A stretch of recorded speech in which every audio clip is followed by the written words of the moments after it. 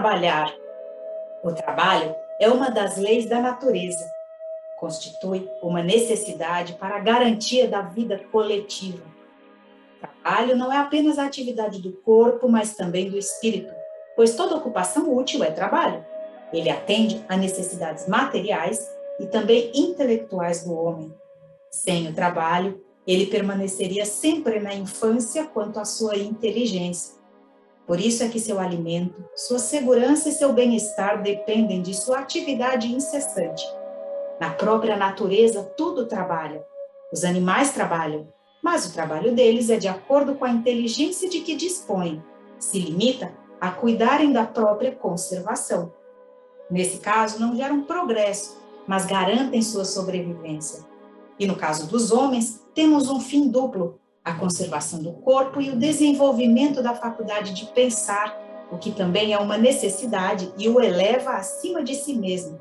Isso é o que faz com que as sociedades progridam.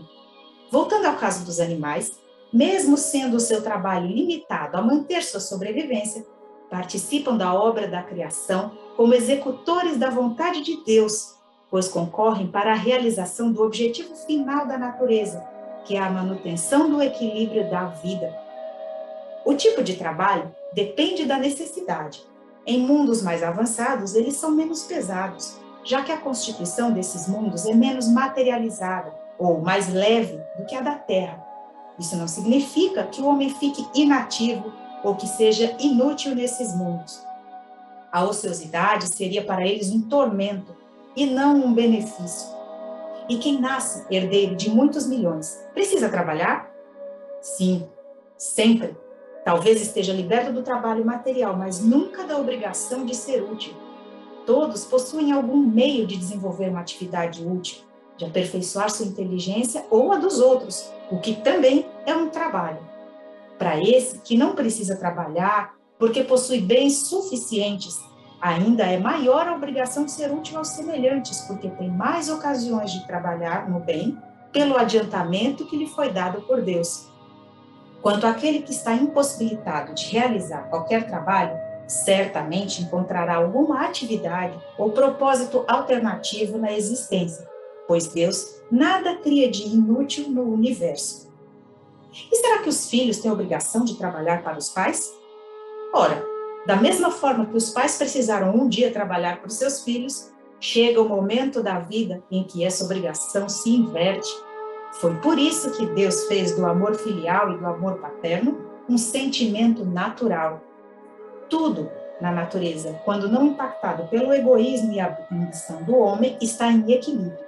E é preciso também cumprir um tempo de repouso. Ele serve para a reparação das forças físicas, e é necessário dar um pouco mais de liberdade à inteligência a fim de que ela se eleve acima da matéria. Assim, o limite do trabalho é o limite das forças, e para isso Deus dá liberdade ao homem para que ele mesmo trace esse limite. Lamentavelmente, muitos abusam de sua autoridade, impondo a seus inferiores na escala social trabalho excessivo.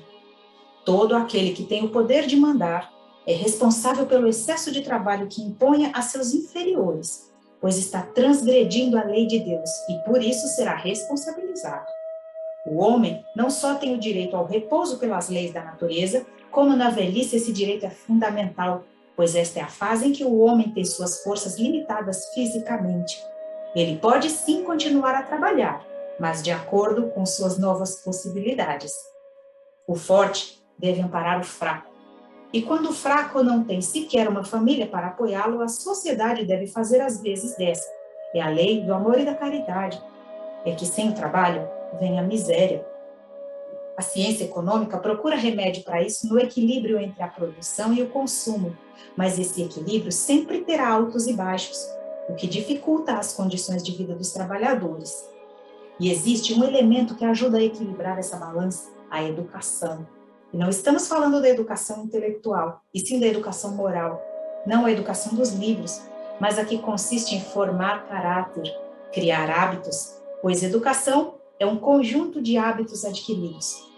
Por isso é que a gente vê tanta degradação na sociedade em geral, já que muitos vivem sem freio, entregues aos próprios instintos e sem princípios que lhes deem bases sólidas para a vida em sociedade. Quando a sociedade elevar o seu nível de educação moral, o homem terá os hábitos da ordem e de cuidados para consigo e para com os seus, de respeito a tudo e a todos, hábitos que lhe permitirão atravessar a vida sem tanto sofrimento nos dias inevitáveis de dificuldade. A desordem e a imprevidência são duas chagas da humanidade que a educação pode curar. Esse é o ponto de partida, o elemento gerador de bem-estar e a garantia para a segurança de todos.